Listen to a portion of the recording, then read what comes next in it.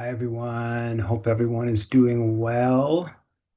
This is the Canadian Foreign Policy Hour. I'm Eve Engler, coming to you from Jojage, which has long been a meeting place of various First Nations.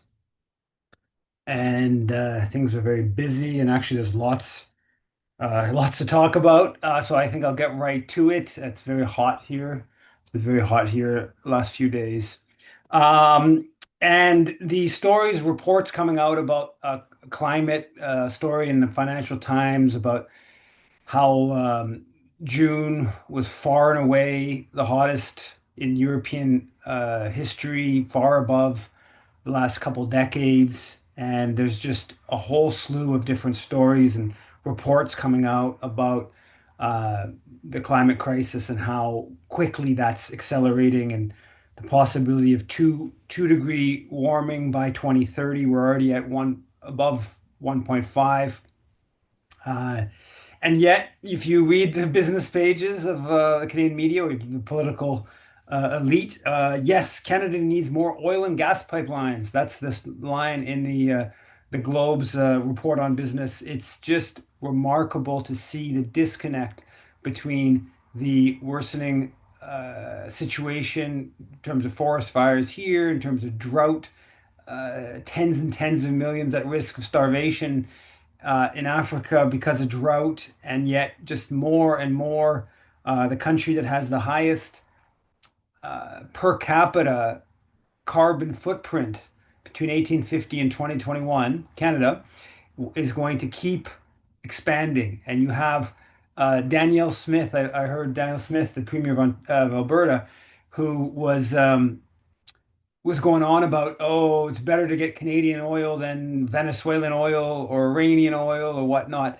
And it's like there's no connection between Canada's outsized per capita greenhouse gas emissions, current, and even it's even more egregious when you look at historically. If you compare Canada to Afghanistan or Chad or Congo in from 1900 to 2000 or 2010, it's just wild how much greater Canada's greenhouse gas emissions have been. There's still tens and tens of times more per capita than many African countries. It's gotten a little bit more equal, and yet you have Carney talking about Canada being an energy superpower, and Canada going from already the fourth biggest oil producer in the world to even more extraction. It's just remarkable how little discussion there is of that question from an internationalist perspective, certainly. The Haiti Liberté has a story, Travis, here in Montreal, how the Haitian government's drone war is illegal, indiscriminate, and counterproductive. And Eric Prince's mercenaries will just make matters worse. Canada's been providing a bunch of the drones and the RCMP to the Haitians. And there's a lot of good stuff in that article. I don't agree with Travis's perspective on the certain gang leaders, but we'll leave that aside. I think the broad outlook of the story is important, and it's a grim situation in Haiti with the drones and the police and these sending in someone like Eric Prince, who's just openly racist, colonial attitude. Of course, Eric Prince is the Blackwater private security company a guy. Uh, so Mali began selling gold from the Barrick facility in its country, and there's been a big dispute going on quite a while, of course, months, lawsuit, international court by Barrick. And so the court in Mali said that the government would manage the company, the mine for 6 months and began taking oil or taking gold out and extracting whatnot. And I mean, it all seems, obviously these are Malian resources. I don't believe that foreign companies should be owning the natural resources of local communities or foreign nations, quite frankly. So at a big picture level, I have obviously supportive of Mali's a bid to gain greater percentage of its mineral wealth, and there's a dispute with Barrick over that and whatever. Now the fallout, there's a bunch of different fallout online about this. One, the CBC PitchBot joked about how Canada's foreign ministry says they are concerned over the backsliding of democratic norms in Mali, quote tweeting what the government had done vis-a-vis barracks operations and getting the gold. And then on the other side, of course, mocking that they only care about democracy. They only talk about democracy when there's corporate interests that are being threatened. Now, on the flip side of that is this right-wing influencer. I think he's with some right-wing media. I see him on a lot on X. I forget what publication he's with. Wyatt Claypool is his name, and he links to the Barrick or the Mali seizing Barrick's gold, and he said this is why Canada needs a military. So he's basically saying Canada should invade Mali to defend Barrick Gold. And and actually tags it. He adds, Canadian company had its mine stolen by a military dictator, and we did nothing. So he's taking it, a step further with that. Excuse me. So And of course, this is actually precisely one of the reasons why we want to spend less on the military. We don't want to give the people in charge the moral monsters that have been justifying, enabling the Holocaust in Gaza. We don't want to give them any greater capacity to intimidate or to wage war. Um, but here you have this guy's got pretty significant. I don't know what his, how many followers he has or whatever in X, but he's got a fairly significant following, and he's pushing open imperialist kind of thinking. And of course, on our side, we need to be really clear cut on the putting forward the alternative, which is that this type of thinking is exactly why we don't need to be putting more money into the military, and in fact, we need to be putting less money and reducing the size of the Canadian military, so the people in charge have less capacity to participate in U.S.-led imperial and whatever affairs. On China, the conservatives came out calling on the government to cancel the $1 billion loan to BC Ferries to purchase these ferries in China. And this has just been whipped up for weeks now. A huge kerfuffle over basically the company purchasing ferries from China that were the cheapest ferries. I mean, and the local shipyards can't even offer uh, a ferry. I think they're full of work. There's no could there be some shifts, and should we put more resources long term into Canadian shipping? Maybe there's something there. But this is just a whole layer of anti-China. Even if these ferries would be purchased from a U.S. company right now, they still wouldn't have led to this kerfuffle. Um, the Globe business section had a story. I think we're seeing more of this. Latest Trump tariff threats piles on pressure for Canada to boost trade with Asia. And Anita Anand was in Japan, a couple other countries in East Asia. And so the business pages are starting to get saying, hey, we need to start. Trump is just so unpredictable. We need to build up more alternative markets and whatnot. And obviously, when you get down that, you end up with China as being that's the big player. Obviously, there's Japan, and you could boost economic ties with some other countries, but ultimately it would be principally around China, and that elicits quite a backlash because of the anti-China sentiment that's been stoked in large part by Canada's ties and affiliation with the U.S. Empire.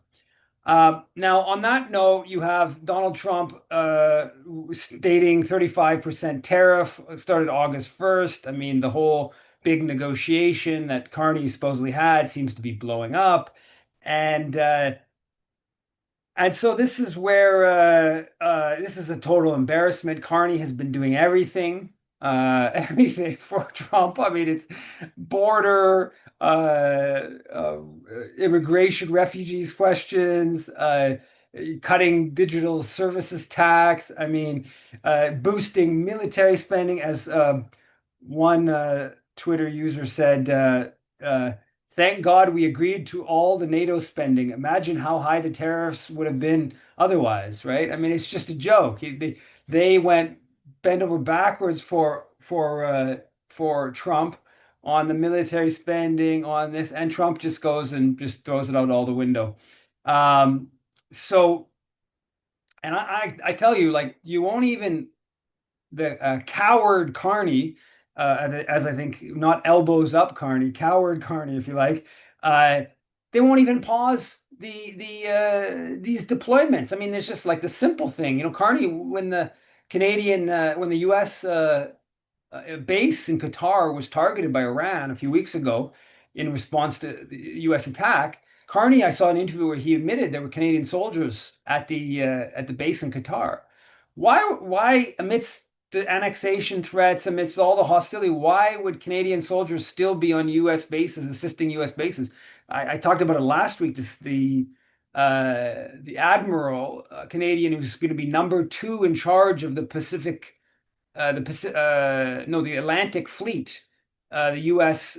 He's just before he retires, he's going to take this top position with the U.S. military. And that guy from I got this article sent to me from excuse me from Tamara Lawrence on the Kitchener, the Waterloo record, whatever the paper's called there again. Uh, and uh, and this is like Canada continues to do this. These like high level officer exchanges, all these Canadians at U.S. bases assisting all around the world, assisting U.S. empire all over. And they won't even, I mean, this is like, so just pause, just say, okay, we're pausing Canadian military international deployments with the U.S. until we get some clarity on make it part of the big deal, right? Make it part of the package. We're gonna, sign some sort of big economic accord or treaty level deal of some sort, some sort of treaty thing. I mean, there's been discussions on this, um, and make this, but they won't even raise it. No one in the NDP will even raise it. No one in the dominant media. A little bit about purchasing from U.S. Arms firms, which Trump or Carney has said he would sort of like review whatever. But as it was a CBC article, the headline is: "A major defense contract is set to favor U.S. supplier, despite Carney's promise to diversify." So the military is still basically ensuring U.S. companies. There's a French company complaining. The ensuring U.S. companies get the different procurement contracts, even in this context of threats and whatnot. So it's of course, Chief of Defense Staff came out not long ago about the F-35, saying we have to stick with America, purchase the F-35s. So you're not seeing the most minuscule kind of, just stop, pause deployments, pause international deployments, question purchase more arms purchase from the U.S., build some leverage with the U.S. military that obviously supports all this. The U.S. military companies that are, completely tied in, want Canada's ties and connections and arms purchase and whatnot, and try to build some leverage there. But there's no appetite for that whatsoever. There's a story about how the military is planning, I think, 16 billion. They're trying to build drones that are going to fly with the F-35s. And they're going to sort of be integrated with the F-35s. And I think the number was $16 billion. We're talking about purchasing of these drones to fly with the F-35s.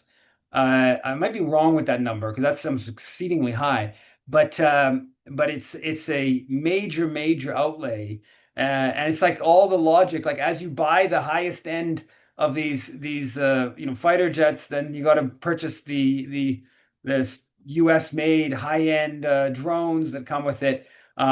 It's a whole model of just incredible amounts of social spending on war and the war economy. Uh, the Slovenia is holding a referendum on its NATO spending. There's a big brouhaha. Some of the left parties of the coalition and the government is apparently, critical of the commitments to this increased military spending at the recent NATO summit. And basically been able to force a referendum on increasing military spending. And the referendum is sort of, do you want to continue being a member of NATO? It's not binding. It's a consultative referendum. But nonetheless, it's good that at least one member state seems to be offering up the idea that, well, if we have to just keep putting ever more amounts of social resources into the military, at some point we're gonna, question whether we should even be part of the alliance if that's what's the requirement of the alliance. That's a really important point that should be pushed hard here. Uh, the stories about the Canadian forces and these guys, a couple of active soldiers, a couple others that were veterans. They had a plot. They had all kinds of weapons, and they've been plotting to take over some part of Quebec, and they were arrested in this terrorism charges, and it opens up this whole question of the Canadian military. This follows about 10 days ago, maybe it was. Puglisi reported on this, I think initially.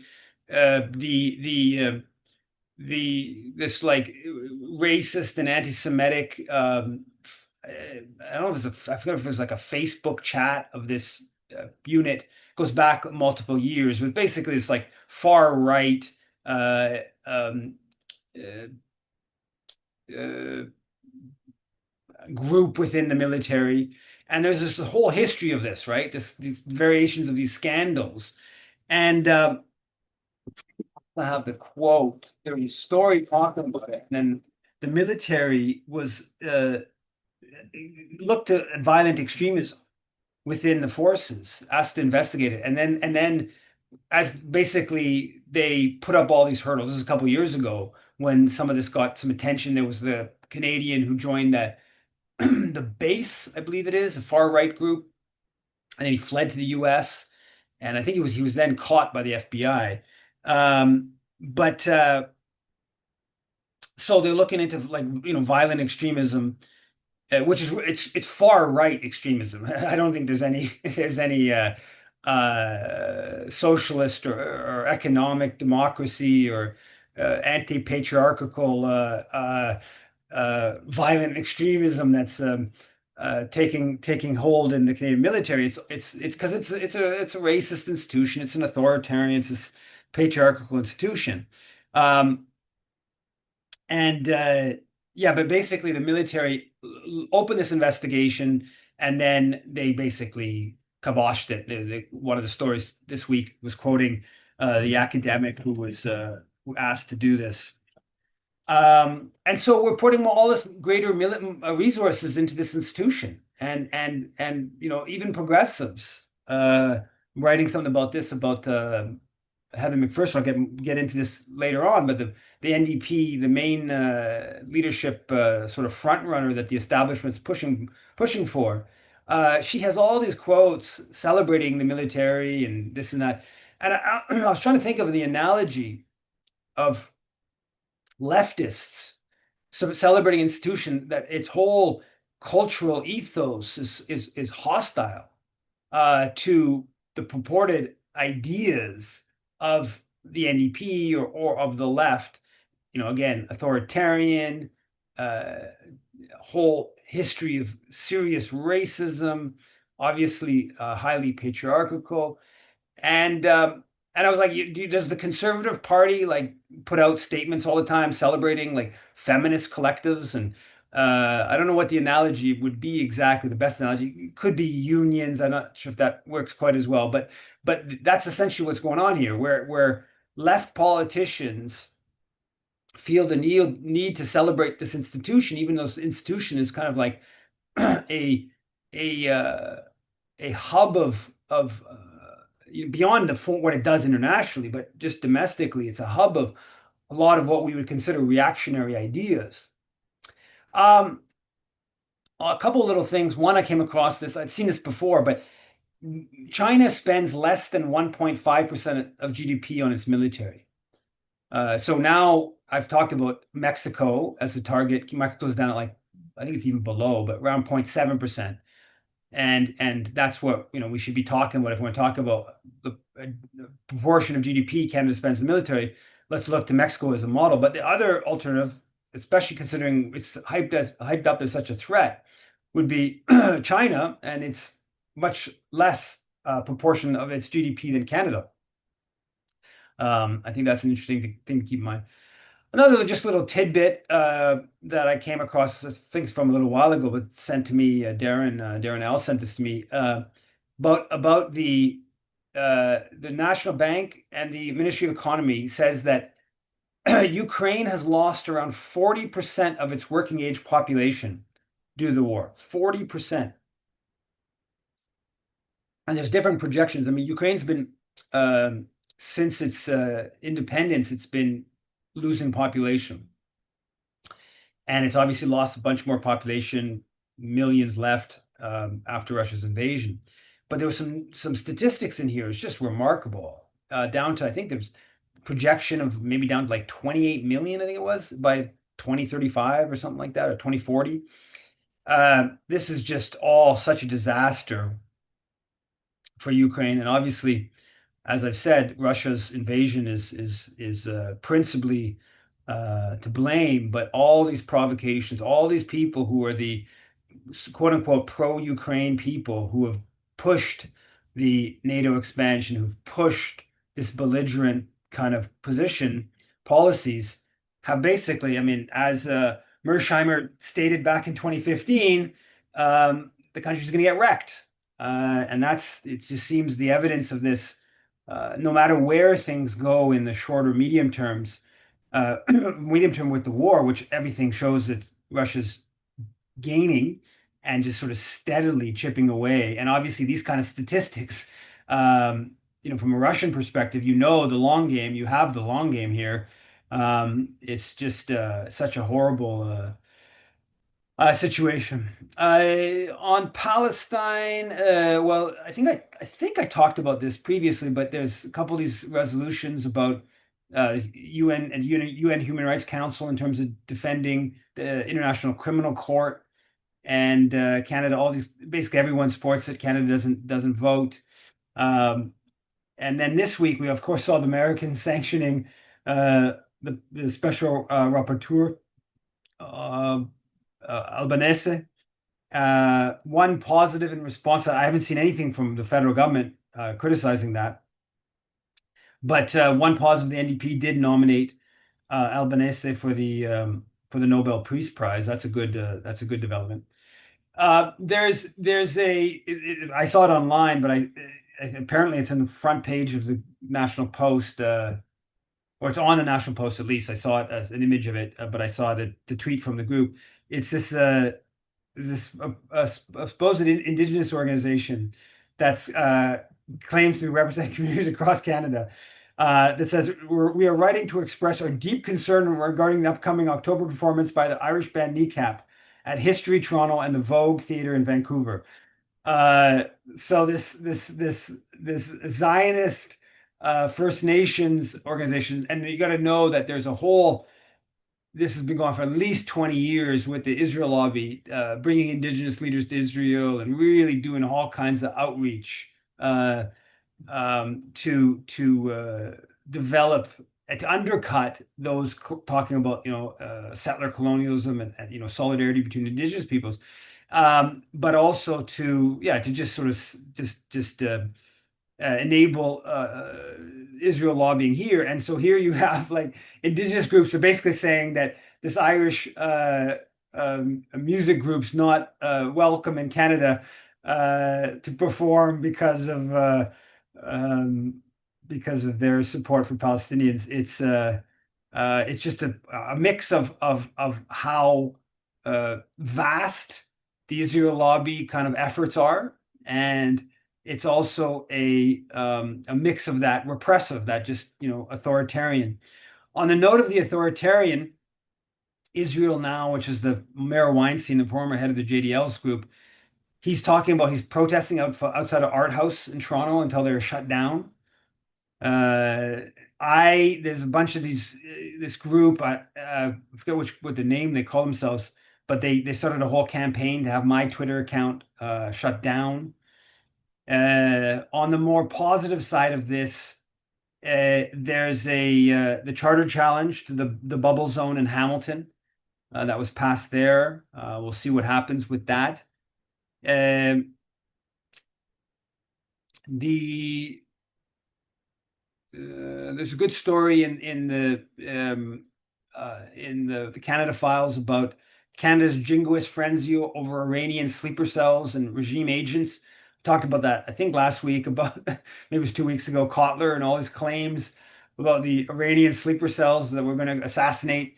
And it was just like they put it on the front page of the Globe, and then just because Kotler said this was happening, and then the next day had it on three different stories in the Globe. I mean, just the Globe Mail making a mockery of itself. Um, there's a story in the front page of the National Post, Canada potentially recognizing Palestine, and the Israeli ambassador is coming out aggressively against this. Not unsurprisingly, I don't know if Carney is serious on that, but they're certainly trying to shape up that this is in the works. Again, on the positive note, there's a story in Le Devoir. Des professeurs dénoncent le fait qu'un programme de bourse accueille des Israéliens. So the UCAM some profs are complaining, send a letter to the head of the university about this bursary thing that has some Israelis getting bursaries to go to UCAM. Um, they talk about the BDS movement in that article. It's pretty good, pretty sympathetic article. Uh, and some pushback.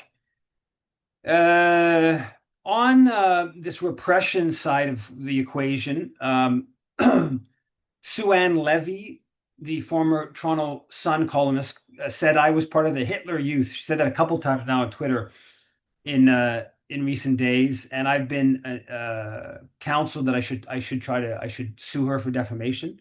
I wasn't ever part of any Hitler Youth organization.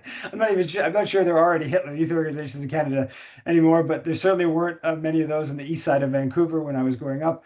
Um, the Israel Now, Mayor Weinstein is going all in about how I'll read this, I guess. Israel Now campaign against Eva Engler for the leadership of the NDP is gaining momentum. Important political leaders are now active on this matter, and Eva Engler is starting to panic, according to his most recent posts. It's very simple. Either the NDP drops him or changes their name to the Nazi Party of Canada.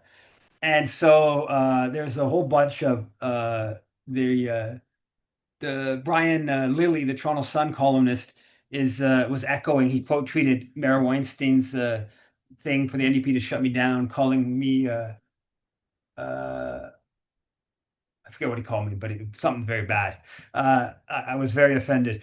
Um, but so there's this whole campaign. The Zionists are going all in and trying to get the NDP to block my candidacy before the race is even happening. I'm not sure what they could do. I guess an official, could come out publicly and just say he's not allowed to run. I don't know. I don't know how that's be a pretty big a thing to do. Um, and so that's not surprising. Now, about 48 hours ago, so my clearly my candidacy, I mean, it got a whole bunch of media attention. Some of it actually, most of it's kind of a number of it was just sort of store mentions in broader stories about the NDP leadership race. A number of it was just hostile, of course. A couple were, a little bit more of substance. I mean, there was, sympathetic media like interview with Dimitri and Jessa, the Blueprints of Disruption, Canada Files.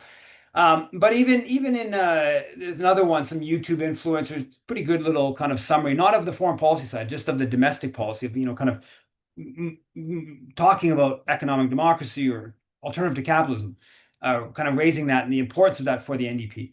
And even Andrew Coyne went at that. It's just like a paragraph in the Globe Mail, but he's sort of, talks about the nationalization, and he's dismissive of it, of course. But anyone who knows much about this knows that a lot of NDP members are not dismissive about that. What's the point of the NDP?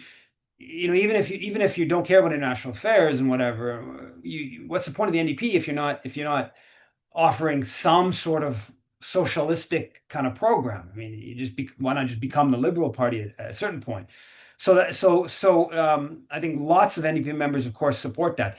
Now, as this, so there's a certain degree of seriousness, and I said I wrote this piece a few days ago saying that like what I took as an extreme long shot with the reaction and the attention, I think is something closer to more of just a difficult but a long shot. So real possibilities here. And so about 48 hours ago, this article I wrote back like 8 years ago about Rwanda, Romeo Dallaire. It's called what was it, Statistics, Lies in the Rwandan Genocide or something like that. Statistics. I get the full title, but it appears okay. And in my website, where I have the metrics of this, it goes like that article's been read like does over the past 5 years, it's in the dozens, 6 times last year, 10 times the year before, something like that. And then all of a sudden, like 2,000 people have clicked on this article in about 24 hours, or about more like 48 hours. And so somewhere it gets, I assume. Now, my initial reaction to this, and they're basically he's a Rwanda genocide denier. Okay, so this is because the anti-Semitism thing is like people have kind of come, okay, yeah, everyone's an anti-Semite, you don't want to see Palestinian children killed, whatever.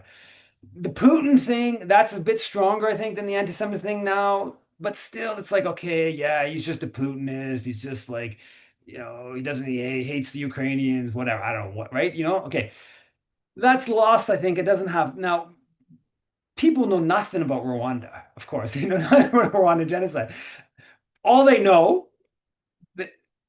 is Rwanda genocide bad, Canadian general good. I mean, that's literally, I think if you were to tease out with proper polling, you find that like 50% of Canadians, they would like, yeah, I've heard of the Rwanda genocide, bad thing. I've heard of Romeo Dallaire, good guy, tried to end it. Try to get anything more than that, like where Rwanda is.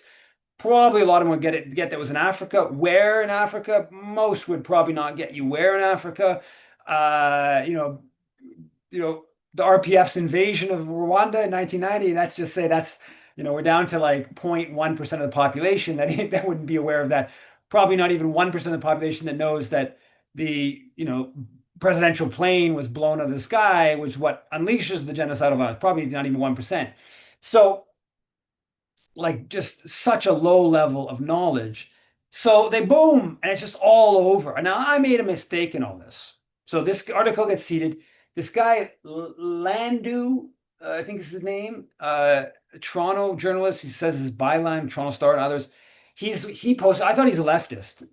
He posted. Seen him something about Canadian mines in Africa. I think I reposted him not long ago, and so I don't know much about him, but he posted he's in it in some point, I don't know, right at the start, whatever, and I mistakenly respond like actually we're having like trying to figure out what's in there. And like, the point of my story, mo everything in my story, most of my story has been confirmed on the front page of the Globe and Mail. Like, so for instance, that it was Kagame that shot the plane down, right? Like, so the whole business of the long planned genocide narrative and the whole is complicated by the fact that it was the RPF that blows the plane out of the sky that unleashes the mass killing. They kill the Hutu president, but also they kill the military command, most of the military command, Burundian president as well, and so that's out of the picture. The broader war, obviously 1990,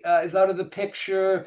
What happens in Burundi? It's the Hutus for the first time win power in 93, and then the Tutsi military uh, overthrows the Hutu government, kill hundreds of thousands, huge numbers are displaced into Rwanda.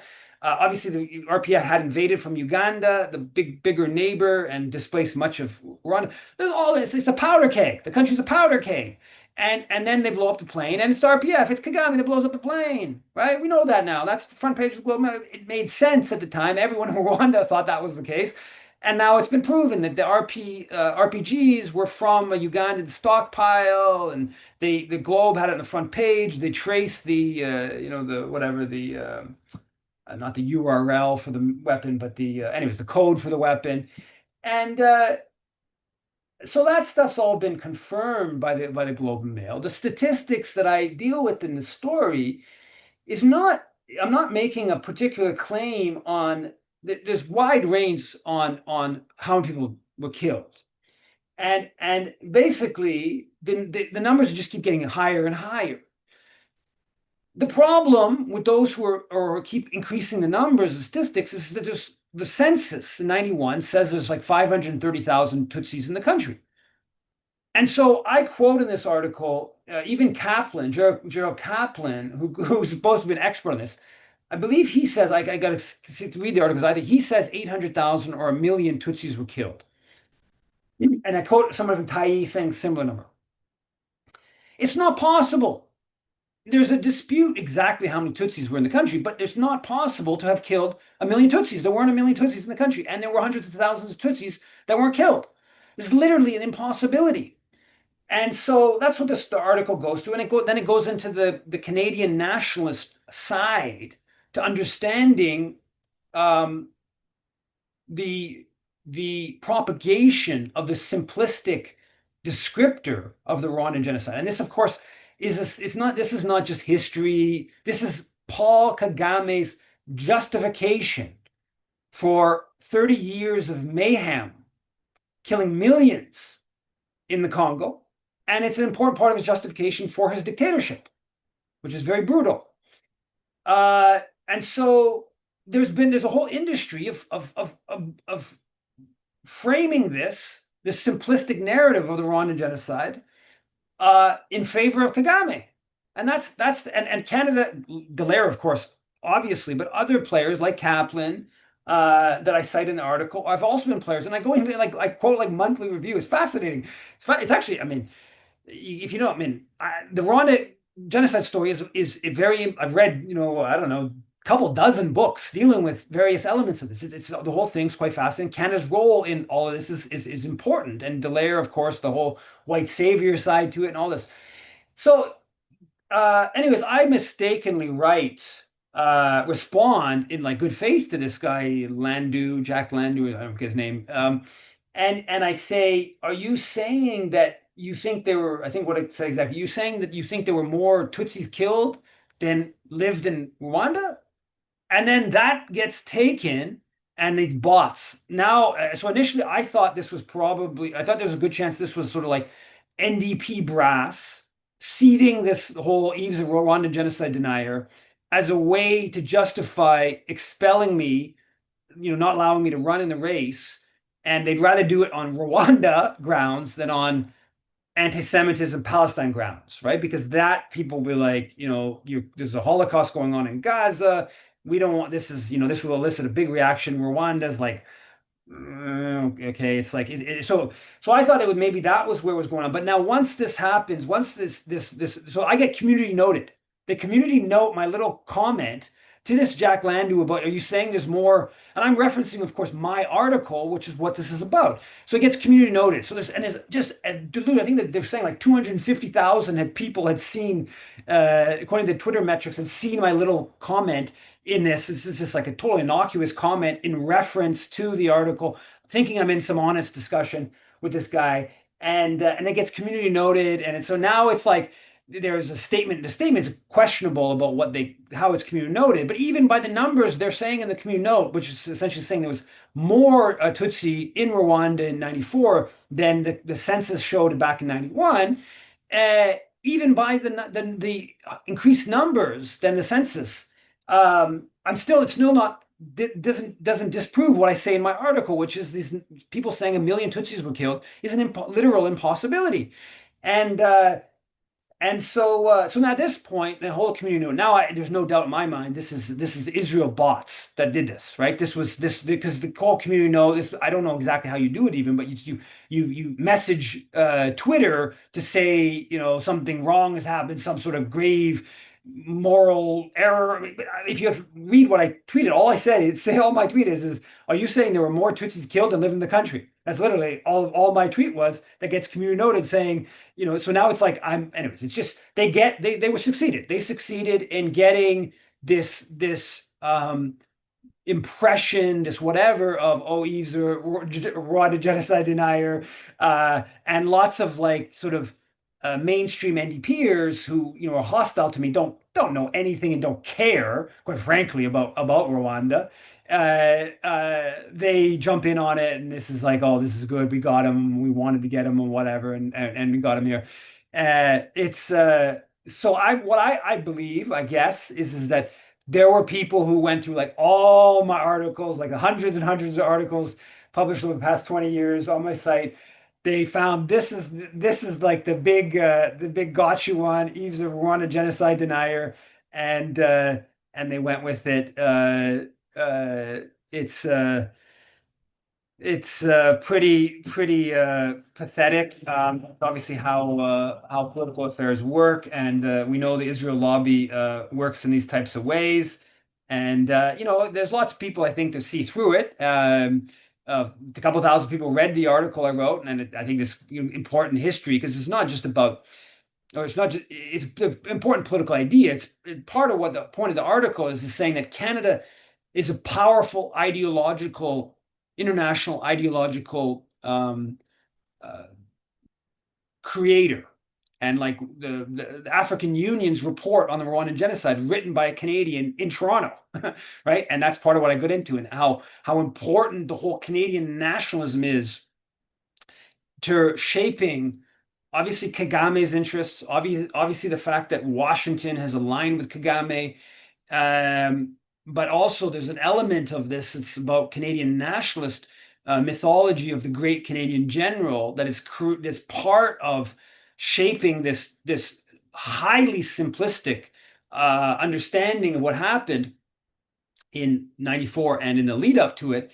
And that's what I'm getting at. And I think so, people do read that, and some people, go past the just the smear kind of thing. So that is important. And it's, that about Rwanda is important because of course it's live history in terms of Kagame killing in Congo. But also, of course, the other side, the Canadian nationalist side of it, is also in and of itself important. On Rwanda, before I go to the rest of stuff on the NDP, a couple of things I want to touch on there. On the Rwanda stuff, La Presse this week has a couple stories about the M23, which is the Rwandan proxies invasion in Congo, and which controls now much of eastern Congo, even despite the big agreement there with Washington to give over Congolese minerals to to U.S. companies.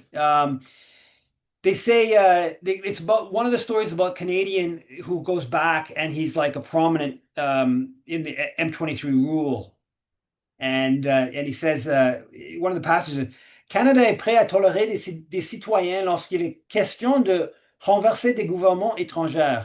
Les autorités canadiennes sont par exemple intervenues récemment pour arrêter un Québécois qui fomentait un coup d'État armé en Haïti.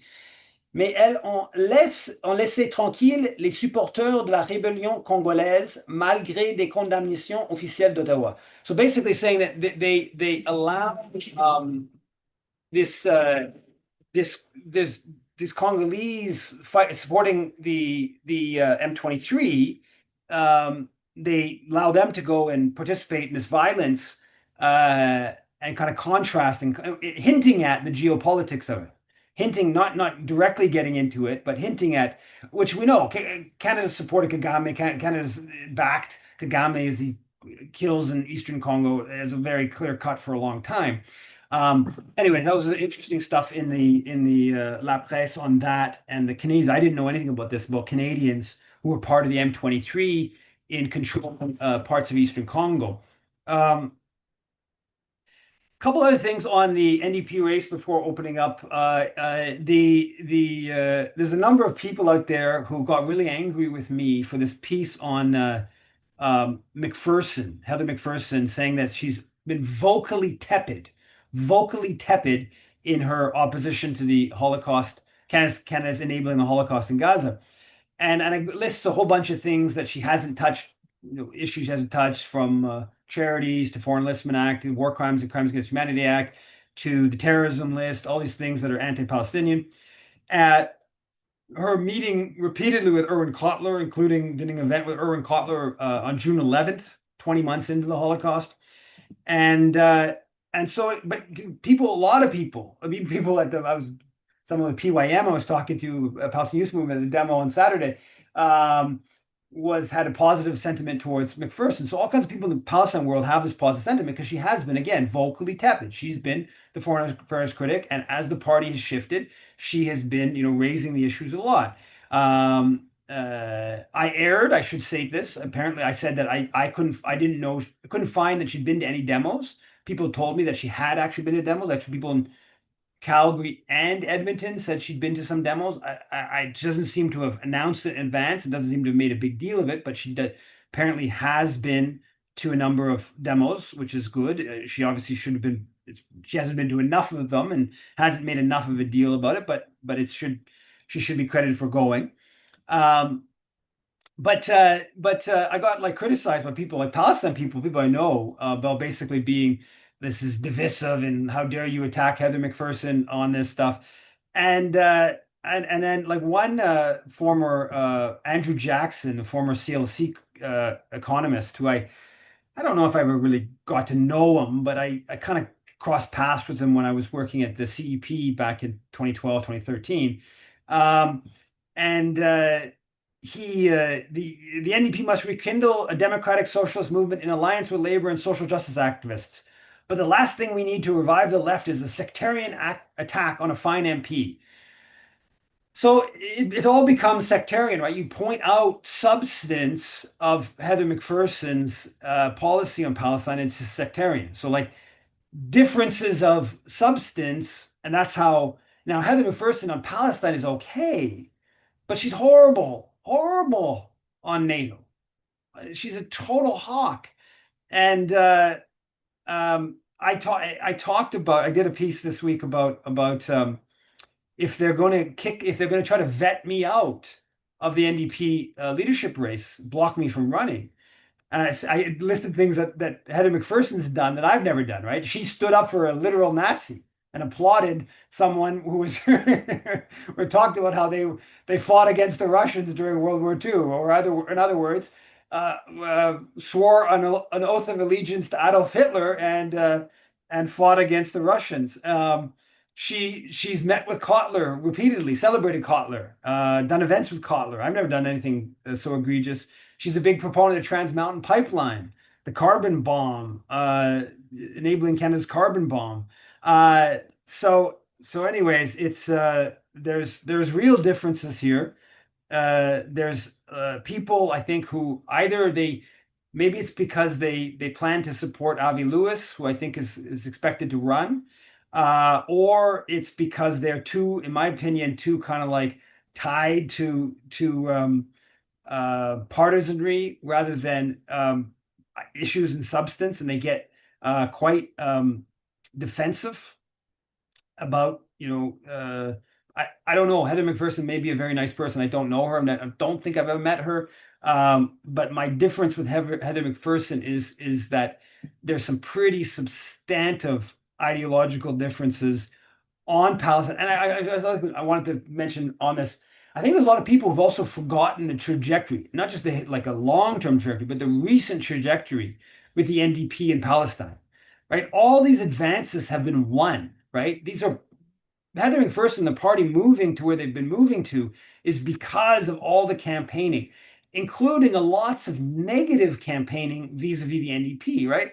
That public letter we did back, I think it was 2018, calling on the NDP to withdraw from the Canada-Israel Interparliamentary Group, got prominent people to sign on. The 2021 convention and the whole kerfuffle, well, there's the 2018 convention when they blocked the Palestine resolution, and kerfuffle we made about that afterwards, but also 2021 when they finally got that resolution passed. We did a whole bunch of campaigning beforehand, including aggressive and kind of negative oriented campaigning to put the leadership on the back foot to enable the resolution to even be discussed.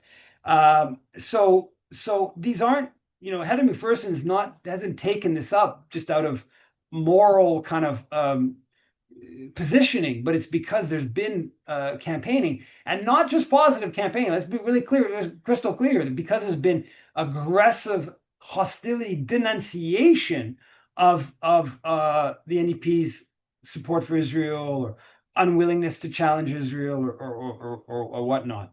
Um, I think that's everything. If people have comments and questions, go ahead. And I just to say finally, I think I might put this on pause, the foreign policy hour on pause.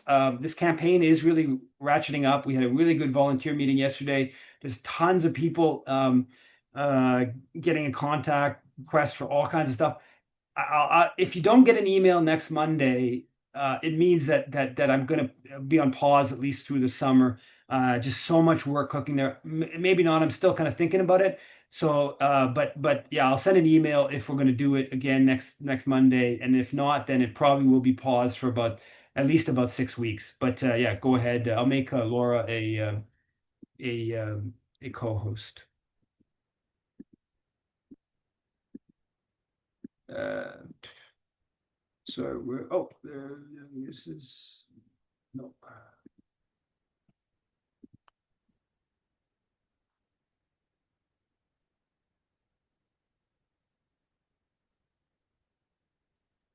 Okay, I'm unmuted now. Go ahead, Yuri. Your co-host now.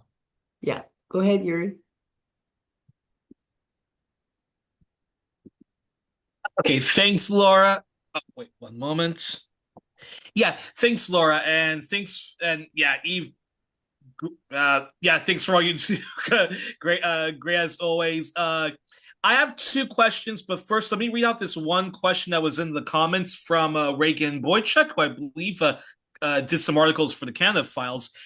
He said he asked regarding Indigenous stuff. Have you ever explored the Ogdensburg Treaty? It was signed a second time the day before the Leduc one oil discovery and 2 days before London quit Palestine in February 1947, just as an ethnic cleansing gathered steam.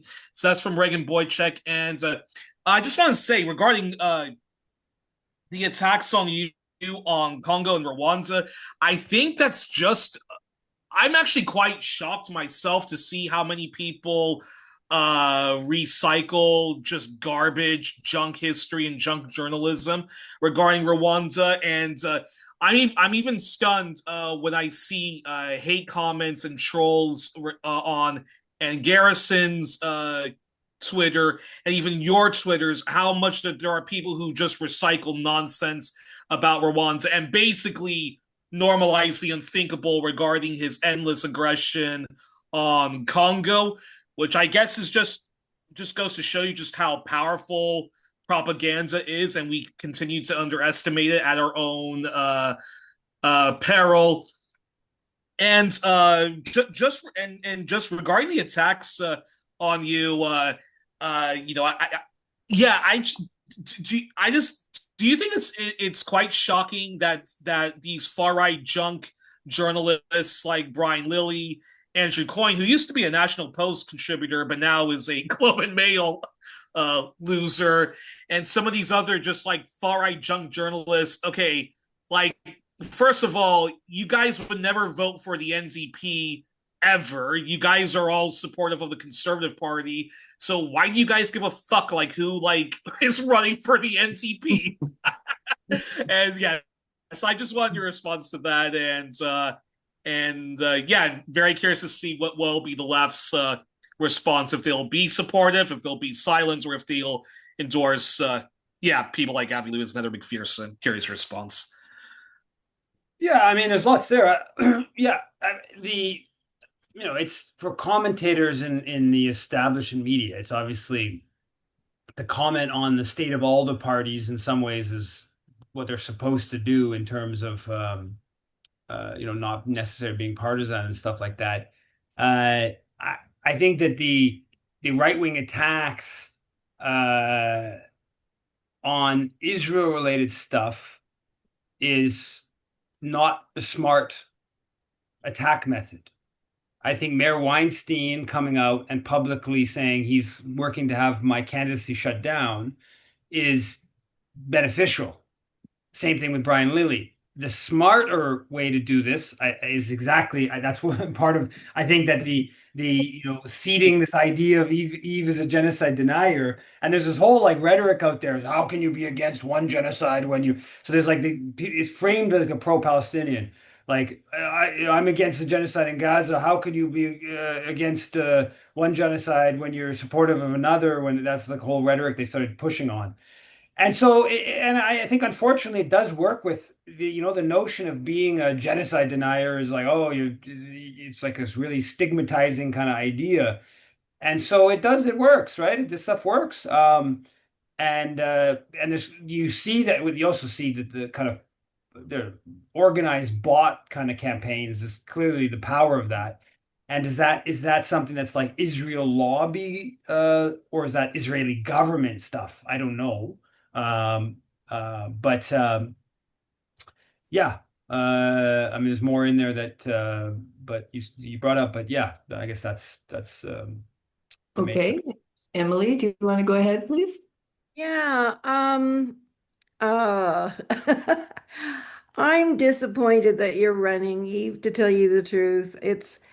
You are such a valuable resource at this point in history. Your knowledge, your ability to communicate on Canadian foreign policy is unprecedented in reaching people and in expanding the socialist agenda.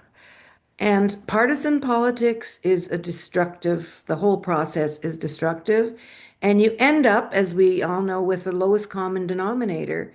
Just looking at the NDP itself, who was the most knowledgeable, intelligent candidate in the last leadership? It was Nikki Ashton, right? And I mean, and all the energy that goes into that. I mean, she's doing great international work, I understand. So that's good. But I mean, I think you are so valuable and uh, it just, yeah, partisan politics is a bloodbath. It brings out the worst in people. And really, when I read those critiques of what I don't give a fuck what Andrew Coyne is saying personally. I really don't.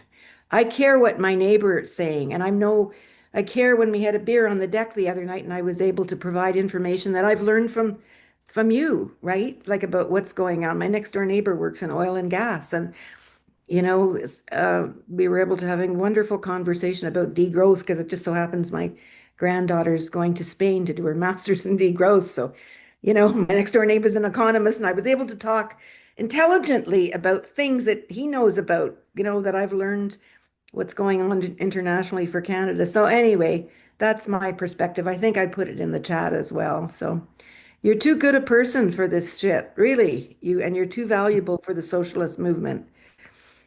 That's my thought. Yeah, no, it's yeah, I mean, it's an interesting dilemma there. Where's the line between having a bigger kind of platform to raise ideas and build some power versus getting curtailed? I mean, that people are telling me already, don't don't don't talk about Rwanda. Don't talk about, because this is away from the subject. This is what they want to get. Uh, so I don't know how to exactly navigate that kind of stuff. But yeah, this for the short term, I am going to throw myself kind of full on into this campaign, because I think it is making some waves, and there is some momentum. But does it does and because there's two foreign policy issues and a host of domestic issues, of course, but two foreign policy issues that I think are really important, and that I have some unique position to challenge, which of course is the Canada's complicit in the Holocaust in Gaza, but also the military spending question and that. But yeah, no, thanks for I respect that as a position, and I feel a certain amount of that as well. So Okay, go ahead, Corinne. I speak from a different point of view than the previous speaker in that I feel I remember a webinar I watched about the Vietnam War, and that what ended that war was that they could not get the Congress to fund them the money for it, which meant that there is some ability to get some power through the voting process, as hard as it is to do. I cannot support your campaign because I'm a member of another party, the Communist Party, and I'm not allowed to be a member of two parties, although if you were elected, I would probably vote for the NDP if they had no communists to elect. I cannot vote for the NDP at the present time because they are supporting NATO. But we have to use every lever we can to stop war, and one of them is the political avenue, and we have to try. And it did work, although it took forever in the Vietnam War. Absolutely forever, but it was one thing that did work. They could not get that Congress to get the appropriations at the end. So I do say it's worthwhile to give it a try. Okay, thanks, Green. Thanks. Okay, go ahead, John. It's a hard thing to throw your hat in the ring and run. So if you decide, and I'd probably recommend if I was your campaign manager, uh, focusing on your campaign while you're doing the campaign. If you're going to do it, do it. So if we lose you for the period, fine. I mean, that makes sense. When you can't, this is not do everything everywhere all at once. It's get this done. I agree with the prior speaker. The road to, or the path to, however you want to phrase it, to we're not building a socialist protest movement. I mean, yes, we are, but the purpose of that is to move Canada and the Canadian working class farther to that path. And unless we have voices in Parliament playing the electoral game, it's very hard to move that over to the window to the left. So I think that's an incredibly valuable, I'm going to phrase it as a sacrifice, because I think that's what it is going to do, and what it does outside of our circles and our friends and talking to the people we're already talking to. As soon as you're out there raising issues, those become now issues that others people talk about. I think that broadens the conversation. It does the job. It does the job. And excuse me, partisan. I have to disagree with Catherine on partisan politics. Everything we do as socialists is partisan politics. Sometimes it's in social movements, sometimes it's in our labor unions, and sometimes it's electoral politics. But we are partisan. We're partisan for the working class, or however else you want to phrase that. But none of this is not partisan. And anytime you face the capitalists, the ruling class, you better be aware that it's dirty, because that's how they play. So good luck to you, brother. Thanks. Thanks, John. Okay, go ahead, Fiona. Hi. I want to echo the first speaker. Sorry, Eve, if it kind of looks like some older women on this Zoom are ganging up on you. I do not, from the bottom of my heart, mean to do that. But when I look at you, I see somebody whose sort of integrity and truthfulness just shines out at me. And as somebody who worked for over 20 years with the NDP and ONDP at a writing association level and on the executive, I'm telling you, it's what?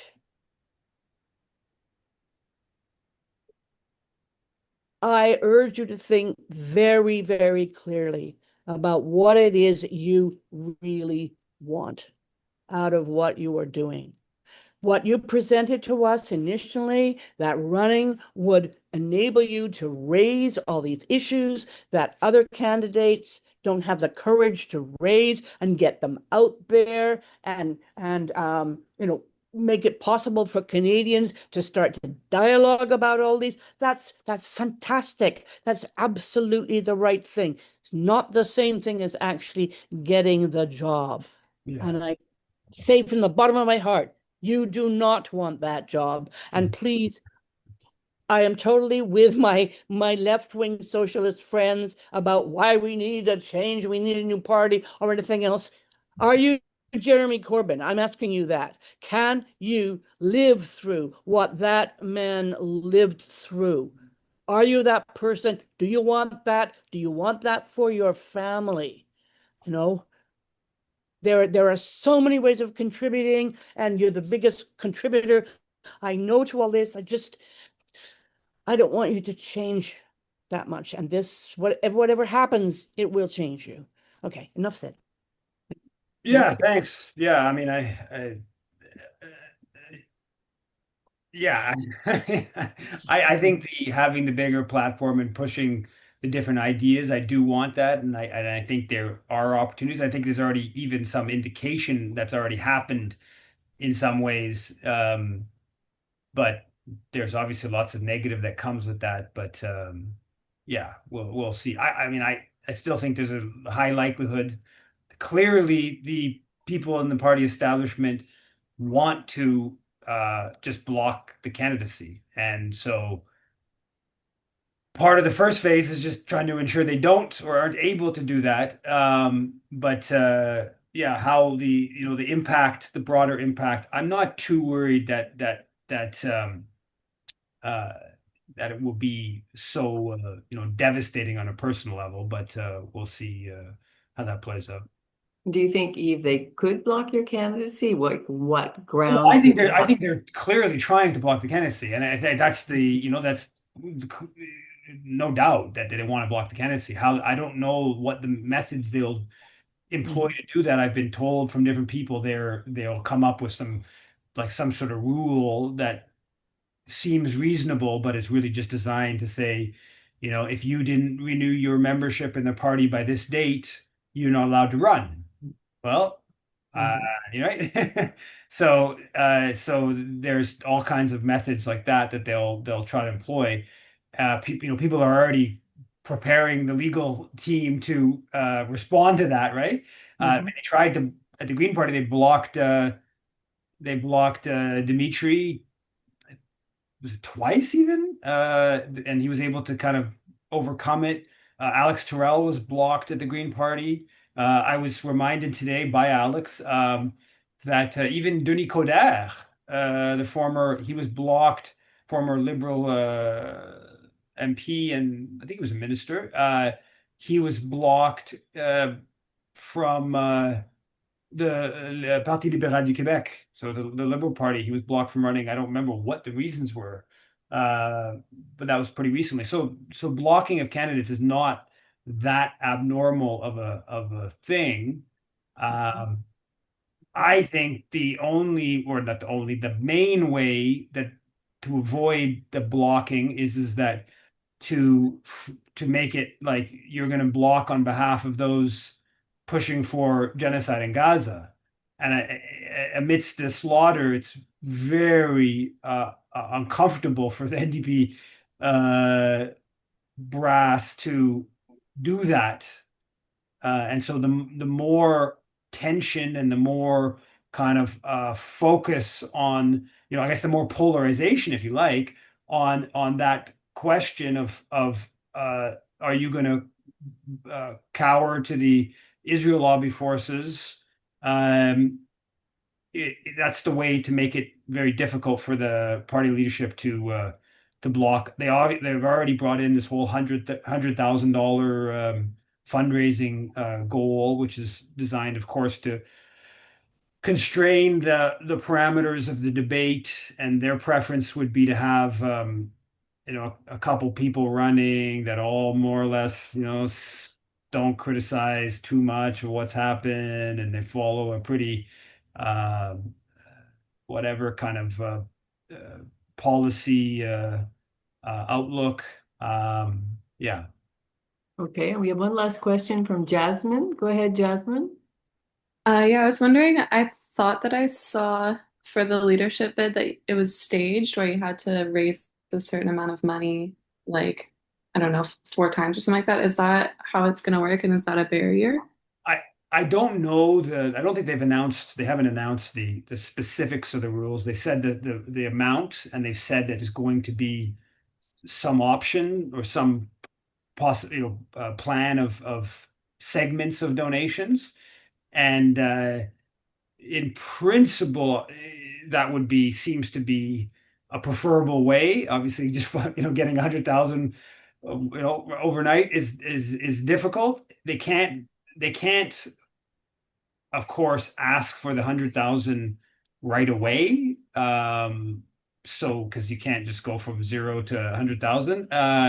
So they presumably, how I'm imagining it, it's like things we don't even know the date it's officially launched, but for the sake of discussion, sometime in September. So September 1st, the race is launched. October 31st, you need to put up 30,000 or 25,000. I don't know, December 15th, you got to do another 25, 30, whatever exactly. And then, get right 6 weeks later, 2 months later, another, and then, final payment. That's my assumption of how it's going to work, but I don't know that for sure. Can I just ask one last question? Even amongst your volunteers, do you have any like heavy hitters who are very experienced in fundraising? Well, Gary Porter, who's taken on the finance committee, I think he was right at the center of the Angeli campaign, which would have won the BC leadership of the BC NDP, except that they blocked her from running when it was clear she was going to win, or likely to win. And So I don't know. People were very confident in their assessment of the possibilities. There were what there was people were saying was going to not just raise 100, but going to raise 200, 100 for the campaign and 100 to give the party, because that's what it is. You got to give it to the party. I don't know. I mean, I think that the only way it happens, I mean, in principle, it's not that much money to raise, right? Because if you break it down, 20,000 people gave $5, that's $100,000. So that's not too in that sense. But the logistics of having a good fundraising, all the logistics side of that is not nothing. In of itself, it costs a certain amount to just have that, and then a broader, campaigning. So it's a matter of momentum. And what my sense of it is that if the first segment is raised, and there's that, to me, would be when the media starts saying, oh, this is actually real. They've come up with whatever the sum, 25, 30,000, whatever. This is actually real. And then the CIJA and those forces are not going to be able to hold themselves back. They've shown already that even before the races started, the CIJA has held themselves back so far, but a bunch of the pro-Israel forces have not held themselves back. And so if it becomes uh, oh, he's really part of this campaign, and it's going to be on the debate stage, and there's only four of them, and there's only or five of them, or whatever the number of candidates, maybe it's even three, whatever. They're going to just they're going to freak out and freak out and freak out, and at that point, it then takes a life of its own, and that the money will be found to cross the other thresholds, because it will all kind of whip up into such an affair. And I've said this many times, there are 50,000 Canadians who will become members of the NDP or pay $5 or whatever, just to basically give it to those who've been supporting the slaughter in Gaza while pretending they're victims, right? I mean, like, that exists. I think right now it's obviously basically impossible to reach all those people all at once, or right? The only way to reach all the people, of course, is to have the sieges of the world and the national posts of the world, freak out and just escalate everything. So that's kind of how I'm seeing it. I don't know if that's a correct assessment or not.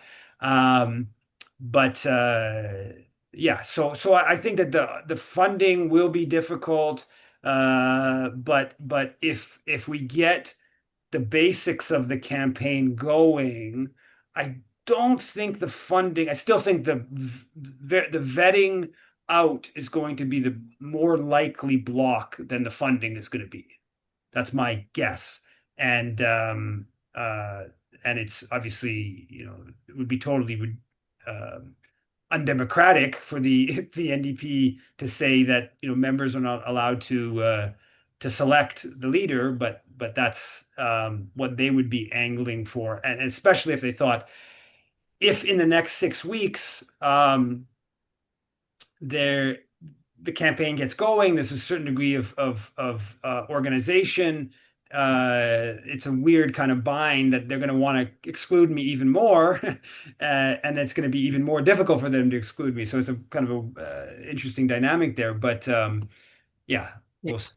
If there's someone, Reagan Boychuk, he's asked this several times in the chat. I don't know why he doesn't come on and ask it personally, but I don't know if he'll understand the question. I don't. He says, are you going to be ignoring the Ogdensburg Treaty in the leadership race? I don't know. I don't know basically anything about it. Oh yeah, so that was the other thing that that Yuri Yuri raised, turned. yeah. I don't know basically anything about it. Oh, okay. I'll try to look into it, but Okay. Thanks, Eve. Thanks, everybody. thanks. Ciao.